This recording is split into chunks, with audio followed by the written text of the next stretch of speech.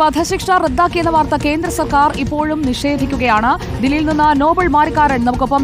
Nobel, ഇക്കാര്യത്തിൽ എന്തുകൊണ്ടാണ് കേന്ദ്ര വിദേശകാര്യ മന്ത്രാലയം ഒരു സ്ഥിരീകരണം നൽകാത്തത്? ഔദ്യോഗികമായി യമനിൽ നിന്ന് അങ്ങനെ ഒരു വിവരം ലഭിക്കാത്തത് കൊണ്ടാണോ? പക്ഷേ കാന്തപുരം താൻ പറഞ്ഞതിൽ ഉറച്ചു നിൽക്കുകയാണ്. സുഭാഷ് ചന്ദ്രന്റെ പ്രതികരണം നമ്മൾ കാണുന്നു. യഥാർത്ഥത്തിൽ ഈ നിമിഷപ്രിയയുടെ വധശിക്ഷ റദ്ദാക്കിയോ ഇല്ലയോ?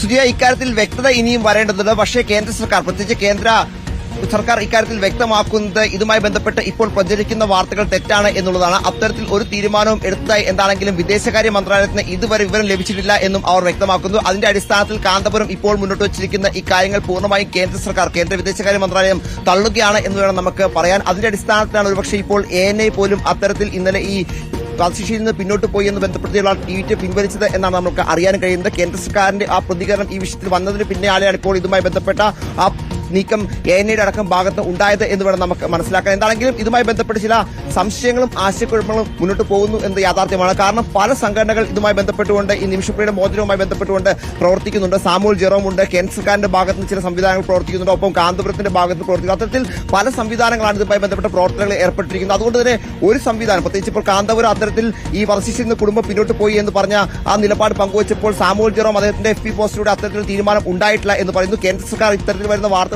തെറ്റാണ് എന്ന് പറയുന്നു. അപ്പോൾ നിമിഷപ്രിയ ആക്ഷൻ കൌൺസിലാണെങ്കിൽ ഈ കാന്തപുരവുമായി ചേർന്നുകൊണ്ടാണ് പ്രവർത്തിക്കുന്നത്. കാന്തപുരത്തിന്റെ ഓഫീസിൽ ലഭിച്ചിരിക്കുന്ന വാർത്ത വളരെയധികം ആശ്വാസം നൽകുന്നതാണ് എന്ന് അഡ്വക്കേറ്റ് സുഭാഷ് ചന്ദ്രൻ അടക്കമുള്ള ആളുകൾ നമ്മളോട് പറയുന്നു. അതായത് മൊത്തത്തിലൊരു കൺഫ്യൂഷൻ ഇക്കാര്യത്തിൽ ഉണ്ട് എന്ന കാര്യത്തിൽ യാതൊരു സംശയവുമില്ല. കൃത്യമായൊരു വ്യക്തത ഇതിൽ വരുത്തേണ്ടത് വളരെ അത്യാവശ്യമായ കാര്യമാണ്. പ്രത്യേകിച്ച് പൊതുസമൂഹം വളരെയധികം പ്രാധാന്യത്തോടെ അല്ലെങ്കിൽ വളരെയധികം പ്രാധാന്യത്തോടെ കാണുന്ന ഒരു വിഷയമാണ് നിമിഷപ്രിയയുടെ മോചനം എന്ന് പറയുന്നത്. പല ഘട്ടങ്ങളിലും ഇത്തരത്തിൽ ഈ വധശിക്ഷ റദ്ദാക്കി അല്ലെങ്കിൽ മറ്റൊരു ദിവസത്തേക്ക് മാറ്റിയ തരത്തിലേക്ക് വാർത്തകൾ വരുമ്പോൾ സ്വാഭാവികമായും അവിടെ വലിയ ആശയക്കുഴപ്പം ഉണ്ടാകുന്നുണ്ട്. അതാണെങ്കിൽ തലാലിന്റെ കുടുംബത്തിലെ പ്രധാനപ്പെട്ട ആളുകളുമായി നടത്തിയ ചർച്ചയ്ക്ക് പിന്നാലെയാണ് ഇപ്പോൾ ഈ വധശിക്ഷ റദ്ദാക്കിയ തീരുമാനത്തിലേക്ക്, അത്തരത്തിൽ മാറ്റിവെച്ച തീരുമാനത്തിലേക്ക് അനൌദ്യോഗിക സ്ഥിരീകരണമായിട്ടാണ് വരുന്നത്. ഇക്കാര്യത്തിൽ ഔദ്യോഗിക സ്ഥിരീകരണം ലഭിച്ചിട്ടില്ല എന്നാണ് വിദേശകാര്യ മന്ത്രാലയം പറയുന്നത്. ഇക്കാര്യത്തിൽ നമുക്ക് കൂടുതൽ വിവരങ്ങൾക്കായി കാത്തിരിക്കാം. ഏറ്റവും പുതിയ വിവരങ്ങൾ നമുക്ക് പ്രേക്ഷകരിലേക്ക് എത്തിക്കുകയും ചെയ്യാം.